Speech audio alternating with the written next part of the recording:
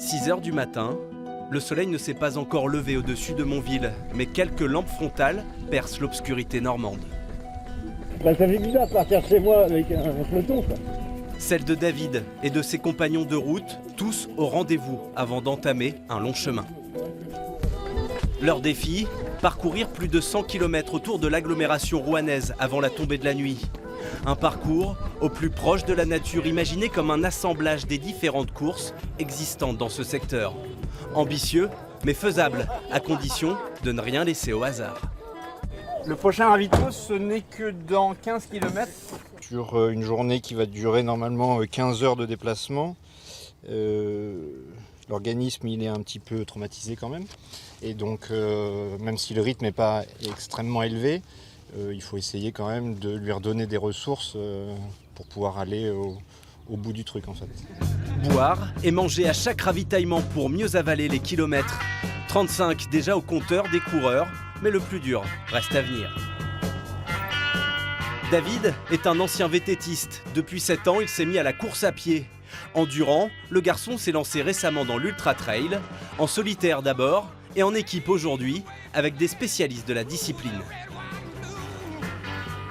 Il faut faire attention, ici il y a des personnes qui ont des niveaux largement supérieurs aux miens. Et voilà, j'ai bien prévenu que le rythme c'était le mien, ils en ont bien conscience et à moi de ne pas me laisser emballer par ces personnes-là.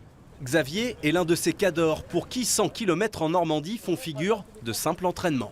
Ça me faisait plaisir de l'accompagner parce que déjà pour être un peu meneur d'allure, l'aider un petit peu dans son défi et puis d'arriver à bien gérer les allures, lui dire quand il va falloir repartir un petit peu, accélérer un petit peu.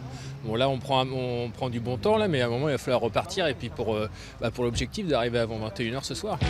Loin des montagnes, où l'ultra trail est roi, nos Normands ont tout de même 2500 mètres de dénivelé à surmonter, des reliefs à appréhender en douceur. À mon niveau, il est préférable de marcher dans les montées pour être ensuite capable de recourir dans les descentes, sur le plat. Car l'esprit de ce défi n'est pas à la compétition. Nos coureurs parlent plutôt de performance collective en osmose avec la nature.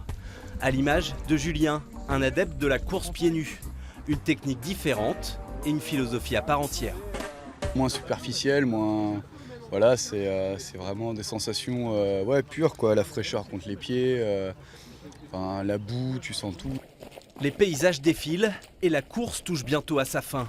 David est au bord de la rupture. Les jambes dures, du mal à lever les talons. Je suis dans le dur depuis 10 km à peu près, un peu plus maintenant.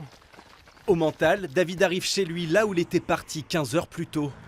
Accueilli en grande pompe, les coureurs savourent. Bravo les gars. Merci.